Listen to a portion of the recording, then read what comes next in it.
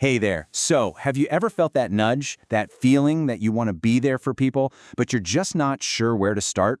Well, you are in the exact right place. Today, we're going to walk through how to lead something called a help group. And trust me, it's simpler and way more powerful than you might think. And it all starts right here. This one idea is the bedrock of everything. No one should have to walk alone. I mean, just think about that for a second. Life is tough, right?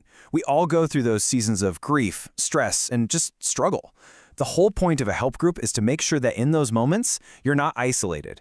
This isn't just some feel-good saying. It is the entire reason these groups exist. So, what's in a name? What does HELP even stand for? It's pretty straightforward. Helping everyone live productively. And you know, that's not just some cute acronym, it's the mission. It's all about creating a space where we can help each other move forward, no matter what life throws at us. Okay, now this is huge. I really need you to hear this because it's probably the most important thing to get right from the very beginning. A help group is not about fixing people's problems. Your job as a leader is not to be a hero with all the answers. You're not a fixer, you're a walker alongside-er. Your role is just to be present, to walk with people. And honestly, just knowing that should feel like a massive weight just lifted off your shoulders. All right, so if we're not fixing things, then what are we doing? Great question. There's actually a fourfold purpose to these groups, and each piece kind of builds on the others to create this really amazing, caring space.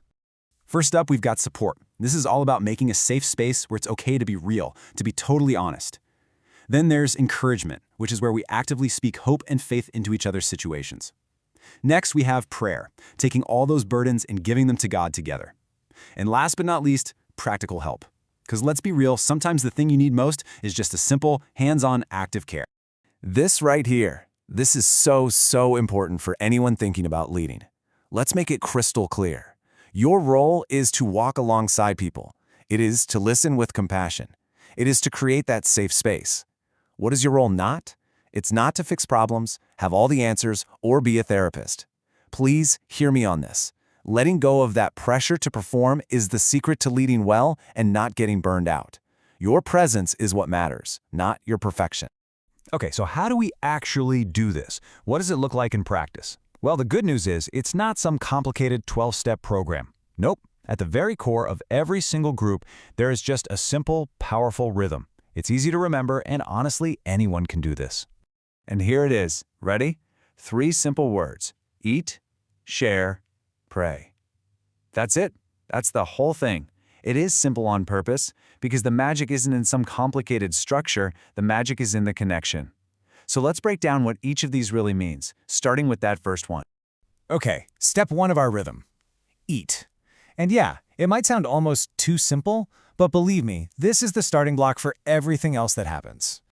Yep, you heard that right. We just eat. It could be a big dinner, it could be chips and salsa, could just be a cup of coffee.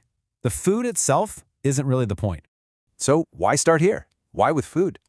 Well, because there is something about breaking bread together. It just melts away the awkwardness, you know? It creates this warm, welcoming vibe. It builds trust. It changes the feel from a stuffy meeting to just family hanging out. And when people feel that comfort, opening up later becomes so much more natural. All right, so once everyone's relaxed and that foundation of connection is there, we move into the real heart of the gathering. And that is step 2, share. This is where we make space to really hear each other's stories, the good, the bad, and everything in between. And how do we do this well? Well, it's a two-part thing.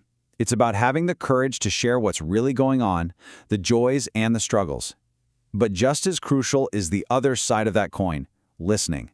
Not just waiting for your turn to talk, but listening with real compassion. And hey, if you've done any kind of training like wounded healers, this is exactly where those amazing skills come into play. So, after we've built that connection and shared our hearts, we come to the final step, the one that really anchors the whole experience. And that is to pray. We take all of it, every joy, every struggle, every fear that was just shared in that room, and we lift it up together. And why is this so key? Because when we pray together, we're basically all saying, hey, we can't do this alone.